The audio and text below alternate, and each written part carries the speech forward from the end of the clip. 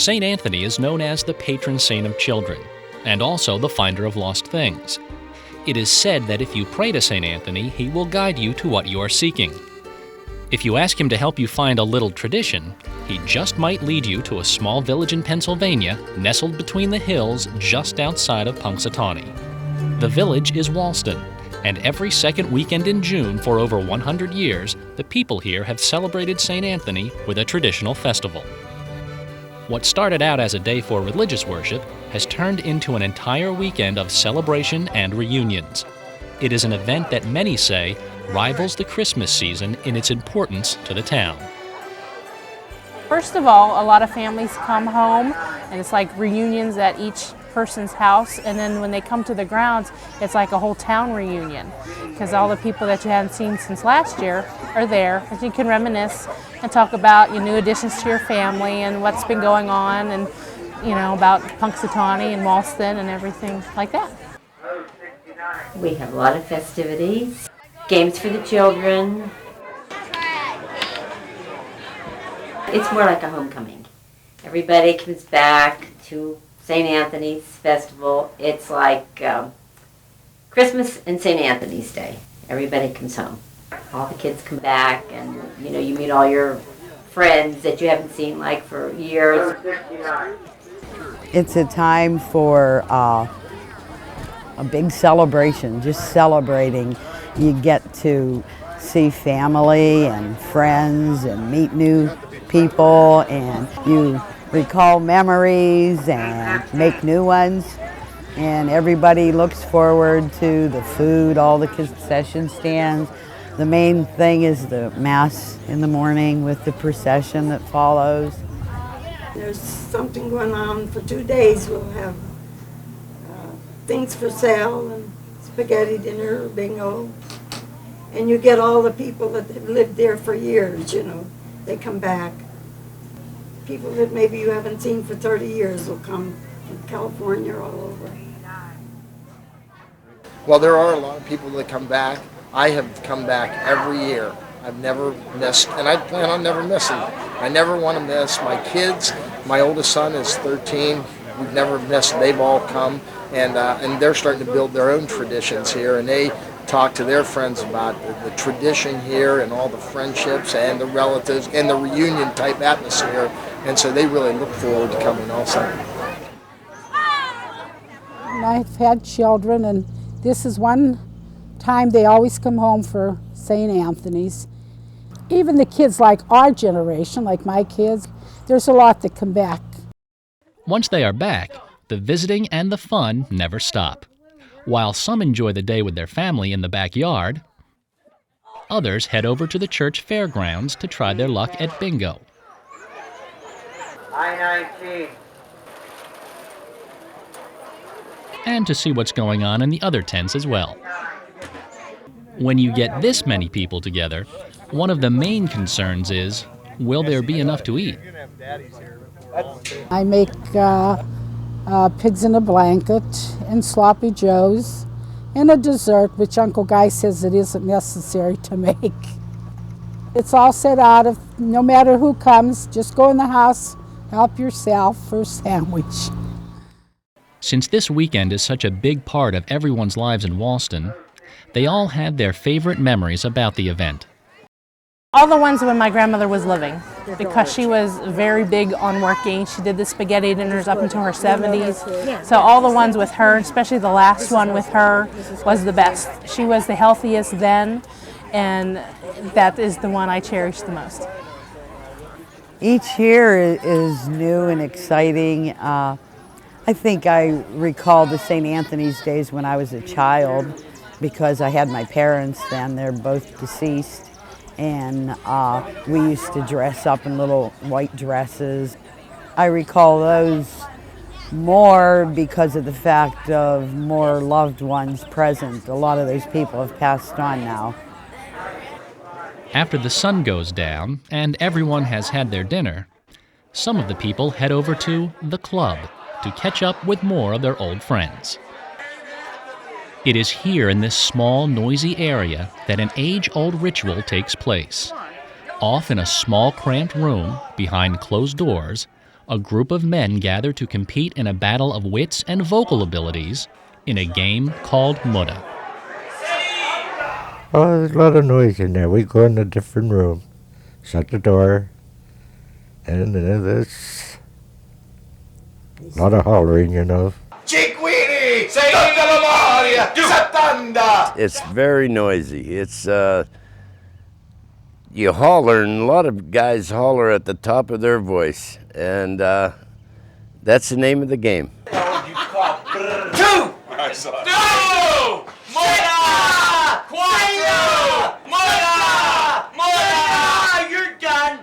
All that is needed to understand the basics is an expert explanation. Now, if you throw 3 fingers, you gotta try and figure what the opponent's gonna throw.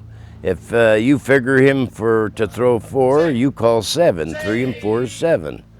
If you throw 2 fingers and you play the guy for 5 fingers, that's 7. Of course, the winners go to the bar. Now, sometimes the opponents, they want you to go get the drink. They'll give you the money, but we don't do that. You lost, you go and you buy the drink, and that makes it taste better. You'll talk to some people that give you the scientific version of that. You almost have to have your MS. Well, really, you have to have your BS and whatever. But there are some people telling you how to do it there, and that's a fun time. But a lot of good things, a lot of stories being told down there. Probably at least 20% of them true. Now, here's the key. You want to know the key? To be a good Mutta player, it's a prerequisite to play in Italian.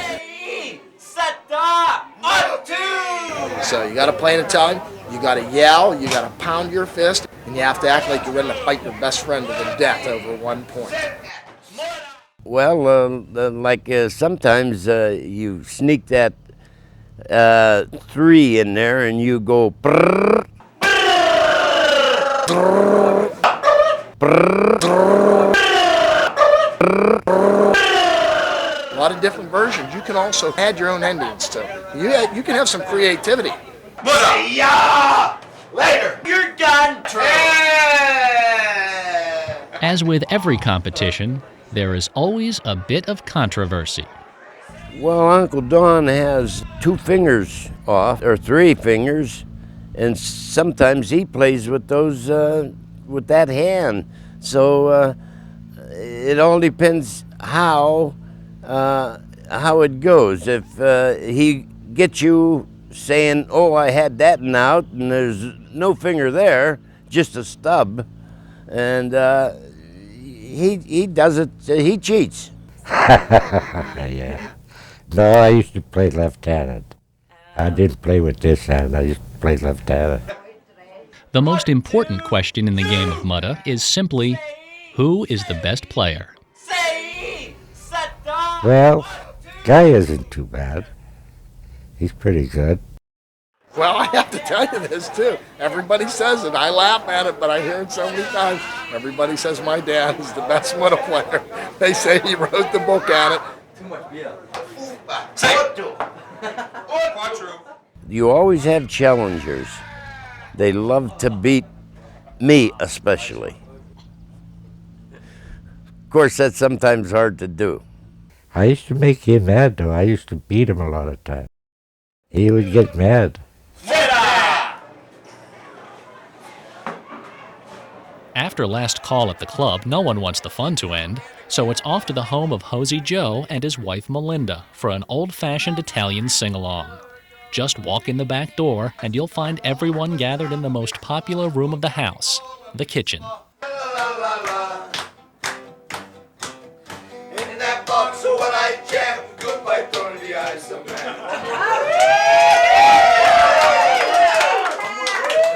There are still plenty of refreshments left, but as the night wears on, some people start to wear out.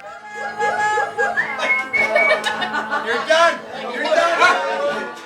And what's a sing-along without adding your own words to an old favorite? Salt! Salt! Salt! Some people claim that there's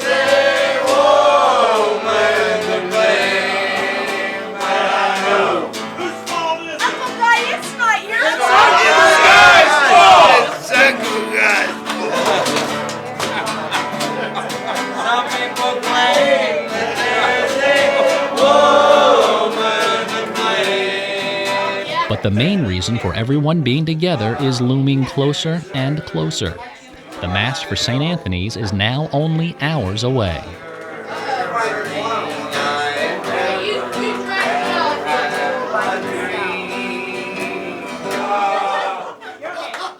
Oh yeah, I'm usually the last one in because I got to see that my boys are in first. I don't want to leave them.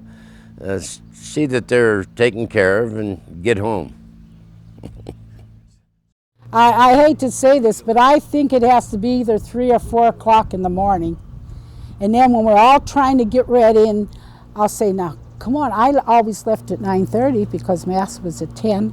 And I said, I'm going. I don't care who comes in later, who what, but you better make sure you're in church. But that was one of the things I always tell the kids when they go out Saturday night, they better get up for Sunday for church, because that's the main thing, is the Mass. Soon enough, morning has arrived in Walston, and everyone has gathered in the church for the Mass for St. Anthony.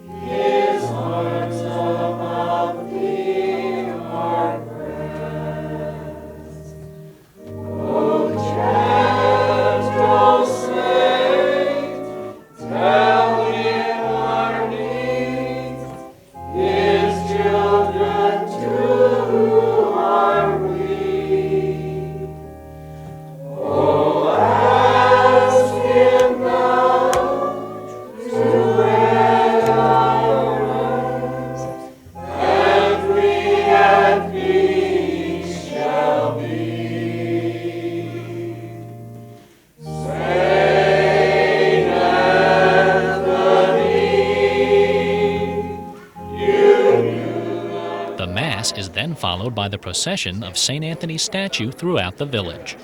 Well, after church, they have the procession with St. Anthony, and the men of the town carry the statue. They go down around the square here and up the road, and throughout the procession, people will pin money on the statue.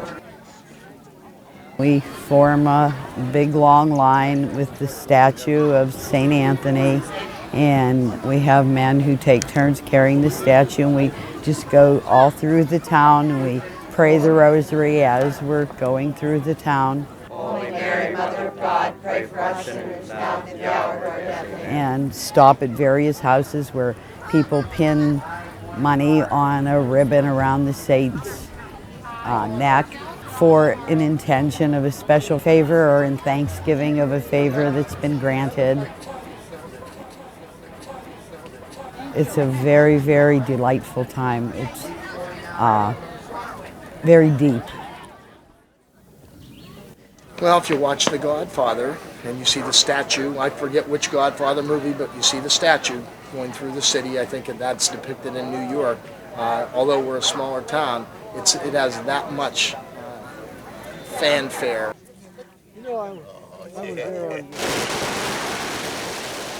Obviously a lot of religious background, and it is special.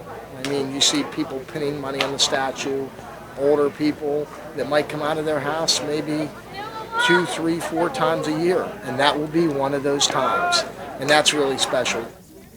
I didn't have my fingers either. You're right. Good. We have our festival, and on Sunday morning, all of the altar servers, which I'm one of them, we all, everybody at the church, we all walk, down there, and then we all come back, and we hold the statue of St. Anthony and, these flags.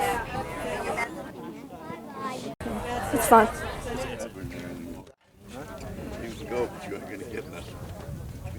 In the old days, everybody used to get their guns out. When they would put the saint down on the table, everybody would shoot their guns.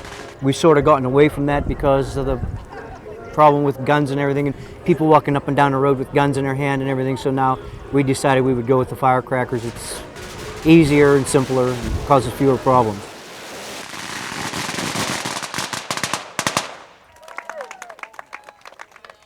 Years ago, they used to say, if you were sick and you wanted a favor from St. Anthony, you walked without your shoes, you walked in your stocking feet to clear up to the end of the town and back.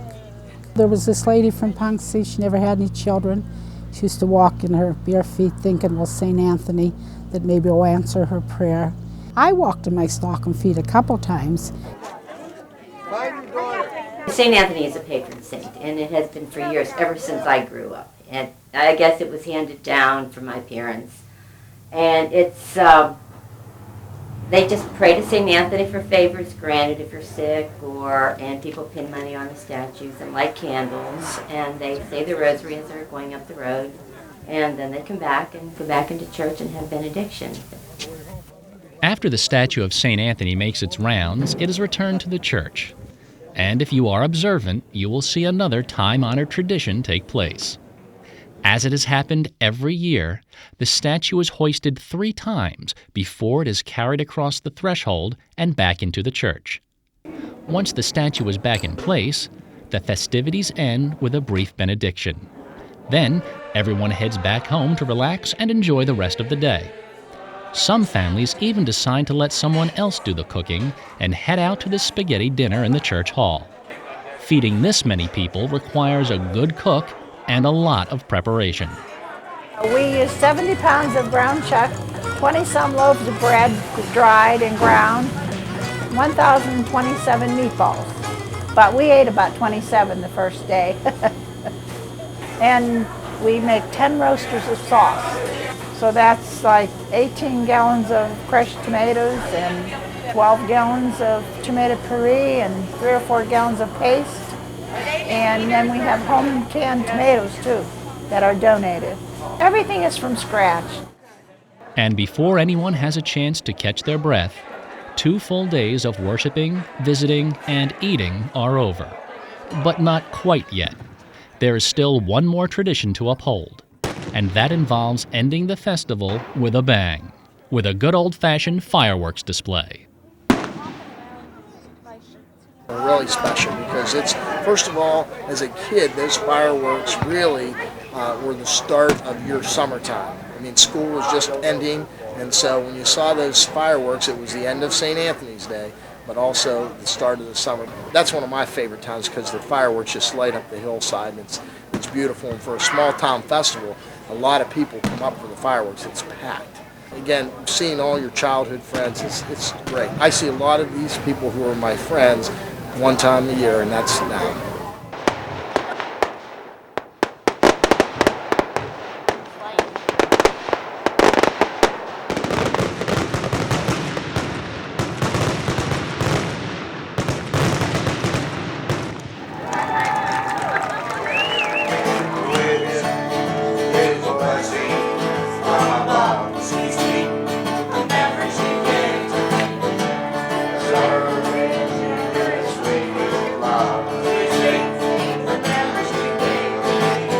One man.